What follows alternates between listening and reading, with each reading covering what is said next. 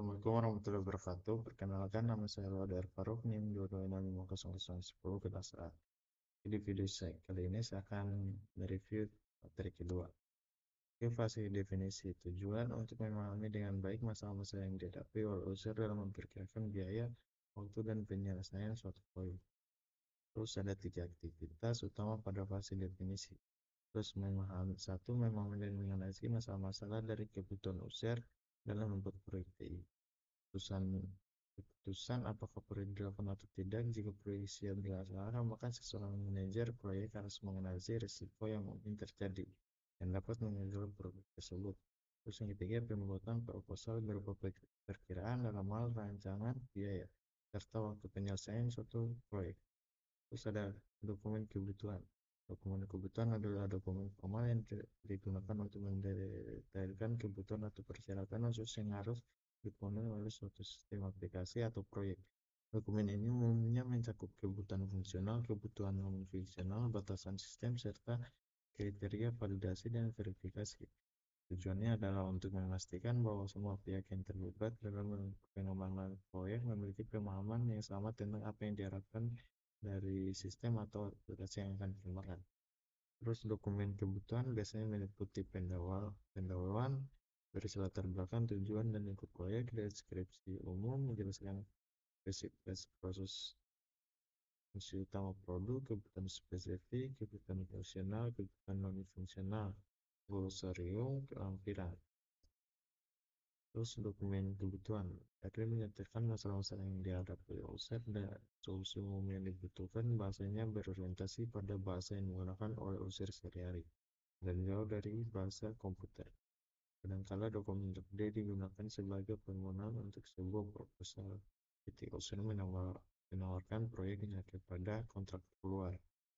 Terus rangka-rangka dalam pembuatan dokumen kebutuhan itu satu, permohonan proyek, 2, identifikasi pemangku kepentingan, 3, wawancara dan diskusi dengan pemangku kepentingan, 4, analisis pasar, 5, studi kelayakan, dan 6, identifikasi kebutuhan awal, 7, penyusunan kerangka kerja RD, 8, evaluasi teknologi yang diperlukan, 9, pembuatan prototipe awal, 10, pensiun jadwal dan rencana kerja.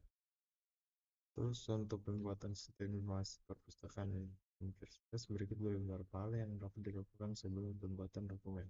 Itu 1, pengembangan proyek, 2, identifikasi pemangku kepentingan, 3, wawancara dan diskusi dengan pemangku kepentingan, 4, analisis pasar, 5, studi kelayakan, 6, identifikasi kebutuhan awal, 7, penyusunan kerangka kerja D, 8, evaluasi teknologi yang diperlukan, 9, pembuatan prototipe awal, 10, penyusunan jadwal dan rencana kerja. 11, setelah semua langkah dilakukan dengan baik, baru tim pengembangan dapat membuat pembuatan yang detail dan komprehensif untuk sistem informasi perpustakaan.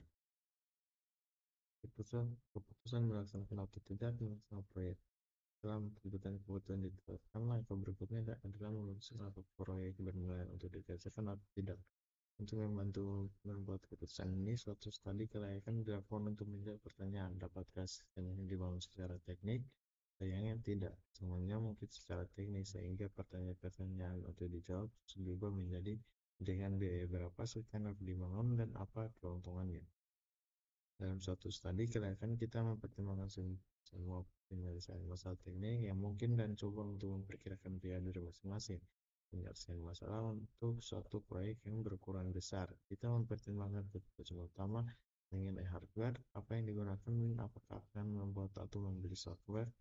Untuk proyek berukuran kecil sampai menengah, studi kelayakan yang formal tidak perlu ditulis. Biasanya cukup dengan mengangkat seseorang yang mempelajari penyelesaian masalah yang menilai keuntungan. Karena keuntungan ini mungkin sudah mudah, tetapi seharusnya tidak dipergunakan.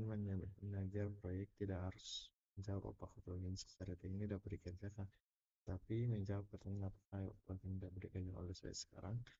Manajer proyek harus bertanya pada diri sendiri, apakah proyek yang akan dimiliki peluang untuk sukses atau proyek tersebut akan mengalami kegagalan disebabkan oleh terbatasan sumber atau risiko di luar kekuasaannya. Tidak terkira proyek telah gagal secara keseluruhan maupun sebagian, karena orang yang memberikan tanda-tanda penting dan nyata menunjukkan kegagalan. Setiap perencanaan dipengaruhi oleh risiko. Oke, mungkin sekian dari saya. Wabillahi taufiq wal hidayah. Wassalamualaikum warahmatullahi wabarakatuh.